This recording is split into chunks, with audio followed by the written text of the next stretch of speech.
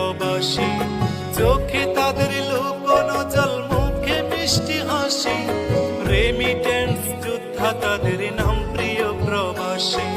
মাদ্রাসা মাহফিলে তাদের অনেক অনুদান, অনেকে মসজিদ প্রবাসীর টাকায় শুরু হয় নির্মাণ।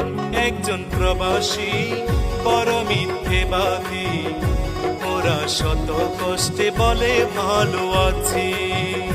কিছু প্রবাসীর কিছু আপনজন, ওদের সরল মনে আঘাত করে বেশি।